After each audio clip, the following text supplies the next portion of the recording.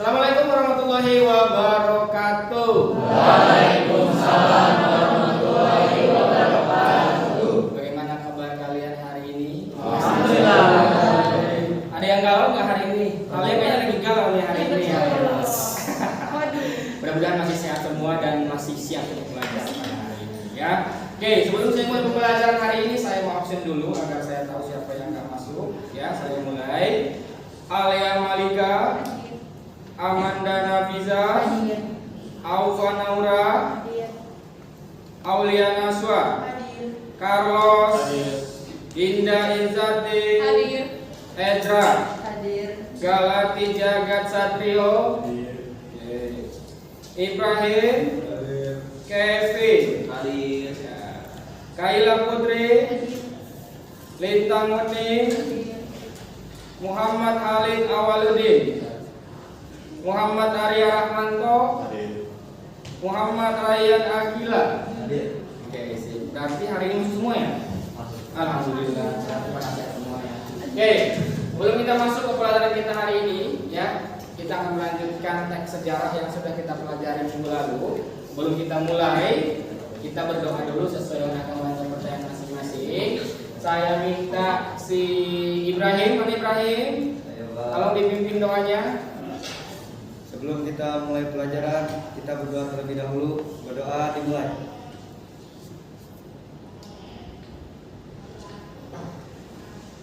Berdoa selesai. Memberi salam.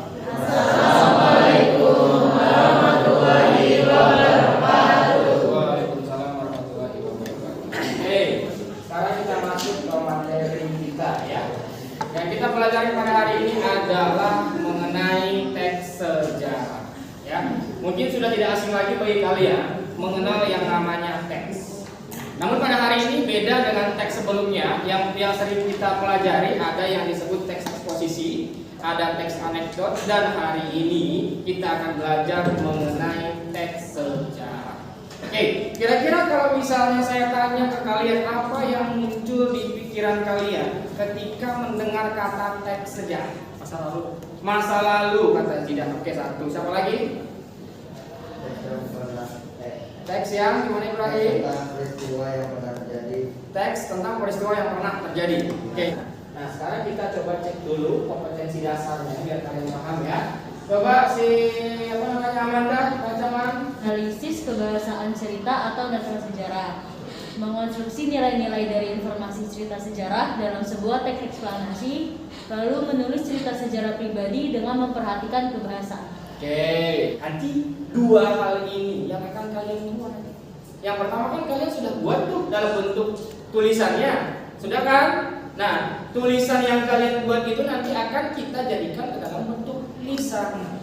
Itu tugas kalian. Ya. Terus yang kedua, menganalisis kebahasaan cerita atau novel sejarah. Apa saja sih nanti kaidah kebahasaannya? Apa strukturnya? Apa pengertiannya? Karena setiap teks, baik di kelas 10, di kelas 11, pasti memiliki 3 hal. Yang pertama, sebelum kita masuk ke struktur, kalian harus paham dulu pengertiannya. Yang kedua, baru masuk ke strukturnya. Dan yang ketiga, baru masuk ke dalam kaidah kebahasaannya. Itu yang harus kalian pahami. Nah, sekarang coba kita perhatikan sama-sama dan kalian coba pahami apa yang diceritakan dalam cerita ini ya. Ini tentang Muhammad Hatta. Dia adalah Muhammad Hatta. Jujur, lugu, dan bijaksana. Itulah kata-kata yang digunakan oleh Iwan Fals untuk menggambarkan sosoknya. Lalu, bagaimana jejak sang proklamator tersebut? Hatta lahir dengan nama Muhammad Hatta pada 12 Agustus 1902 di Bukit Tinggi, Sumatera Barat.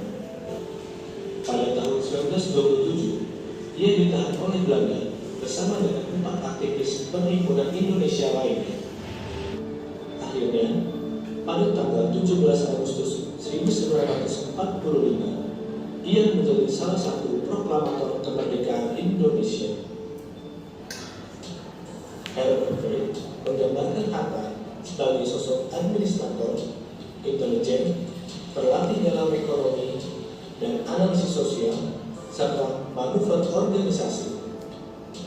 Hal itu dapat menekan Soekarno yang lebih penting berkarismatik dan solidarity maker, hatta akhirnya menghembuskan napas terakhirnya pada tahun 1980 dengan berbagai warisan penting yang untuk bangsa ini. Perlu diakui jika Hatta telah menorehkan banyak tirta emas bagi bangsa ini. Gimana tadi videonya, bagus nggak? Bagus ya.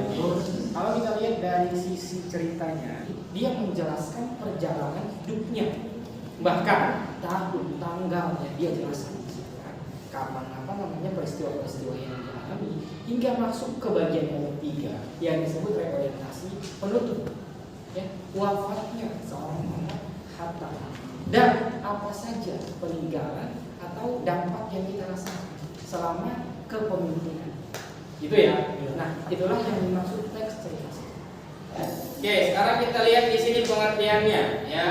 Coba si Rehan baca, Rehan. Novel sejarah adalah novel yang di dalamnya menjelaskan dan menceritakan tentang fakta kejadian masa lalu yang menjadi asal muasal atau latar belakang terjadinya sesuatu yang memiliki nilai kesejarahan, bisa bersifat naratif atau deskriptif. Oke. Ternyata teks sejarah itu bisa kita sajikan dalam dua bentuk, ya. Yang pertama ada yang disebut apa? Bersifat naratif. Yang kedua ada yang bersifat deskriptif. Cara fiksi itu strukturnya ada berapa? 3. Fiksi 6. ada 6. Yang pertama ada yang disebut orientasi. Yang kedua Mengungkapkan peristiwa. yang ketiga Menunjukkan konflik. yang keempat Puncak konflik. kelima Penyelesaian. dan koda. Sedangkan yang non fiksi ada berapa strukturnya? Ada 3. Yang pertama ada yang disebut, yang kedua Komunikasi. dan yang ketiga. Apa yang ketiga? Reorientasi. Ya. Kebahasaan teks cerita sejarah itu ada berapa? Kita cek sama-sama ya. Yang pertama ada kalimat bermakna lambang. Yang kedua ada yang disebut konjungsi kronologis atau temporal. Apa itu konjungsi kronologis atau temporal? Keterangan waktu. Oke, yang ketiga ada kata kerja material atau verba material. Ini apa? Kata kerja yang berhubungan dengan fisik. Oke. Yang keempat, kata kerja yang menunjukkan kalimat tidak langsung. Terus verba mental, kalimat langsung tadi ditandai dengan tanda petik. Kata-kata sifat. Sekarang kita akan mencoba menyelesaikan tugas produk yang sudah kalian kerjakan di rumah. Setelah ini kita langsung presentasi. Kelompok yang pertama presentasi adalah kelompoknya si Alia, yang kedua Ibrahim, dan yang ketiga si Amanda. Ya, oke, dipersiapkan ya. Oke, kita beri tepuk tangan dulu untuk kelompok 1. Silakan untuk maju ke depan. Makan siang pakai nasi, lauknya makan ikan. Kelompok kami mau presentasi, mohon diperhatikan. Assalamualaikum warahmatullahi wabarakatuh. Sebelum itu, perkenalkan anggota kelompok kami yang beranggotakan saya sendiri, Safira Nur Azhara, Opa Nur Ahmad, Saya Berhati. Amanda Rakiza, Bintang Muning, Siapa Raya Desa Azhara.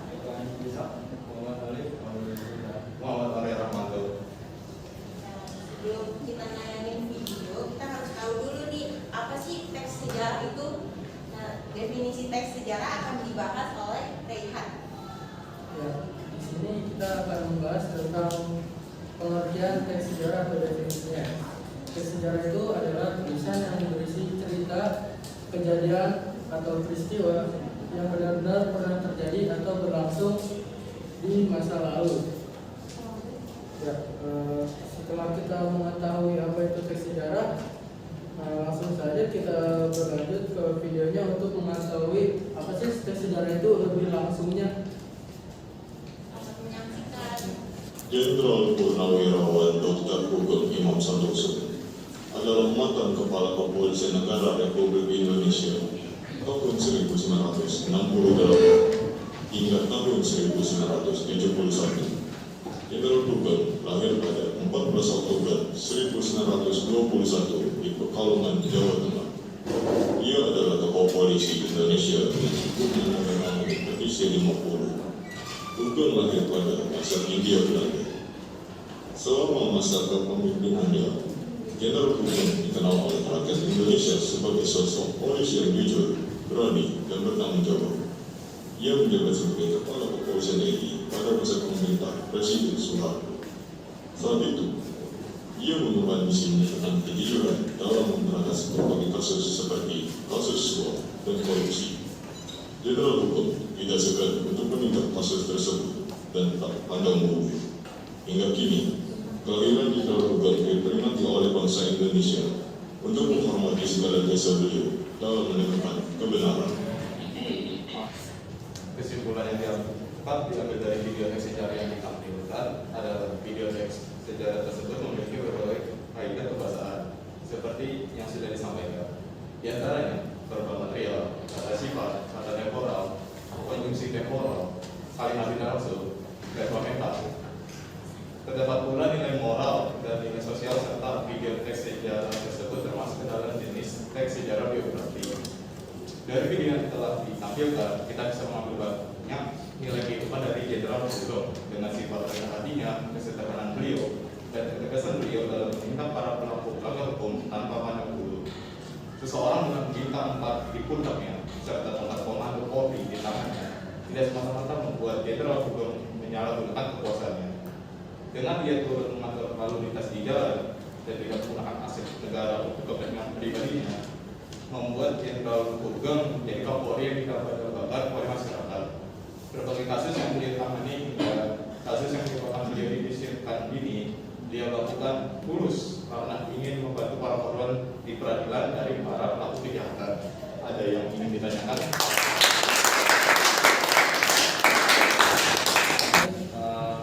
Kan tadi Pak Hugeng ini dipensiunkan pada tahun 1971. Nah, setelah dipensiunkan, apakah dia diperintahkan untuk menjabat bagian lain di kepolisian atau dia memang dipensiunkan benar-benar pensiun? Bisa menjawab pertanyaan dari Ibrahim. Setelah Jenderal Dugem dipisahkan diri dari Kapolri, beliau melakukan rutinitas seperti melukis dan bernyanyi. Seperti yang di video tadi, Jenderal Dugem menyanyikan sebuah lagu. Jadi beliau ikut tenang dengan melakukan kegiatannya seperti melukis dan bernyanyi. Dan tidak ada lagi kaitannya dengan Polri. Bidang seni. Iya. Jadi Ibrahim, udah puas belum jawabannya? Alhamdulillah. Oke, sudah puas ya. Nah, cukup sekian presentasi dari kelompok kami hari ini.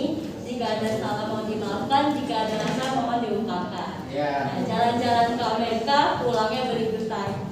Terima kasih atas perhatiannya and see you next time. Assalamualaikum. Oke, untuk yang presentasi hari ini baik kelompok 3 maupun kelompok 1, saya ajungkan jempol ke kalian ya. Bagaimana penguasaan materi kalian, bagaimana penyampaian kalian, menurut saya kalian juga sudah selayaknya bisa tampil di luar sana. Misalnya ada seminar, ada lomba-lomba tentang presentasi apapun itu ya. Kalian sudah layak untuk dikirimkan ke sana ya. Oke, nah untuk hari ini mungkin sampai di sini dulu pertemuan kita.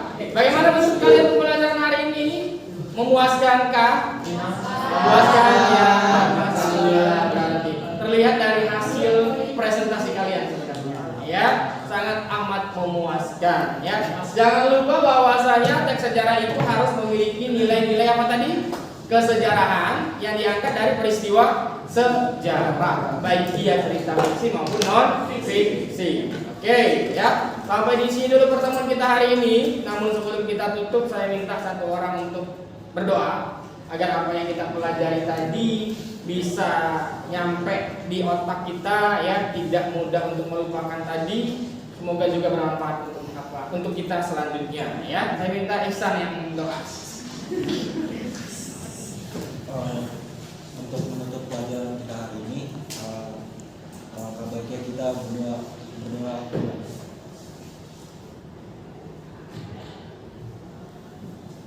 selesai.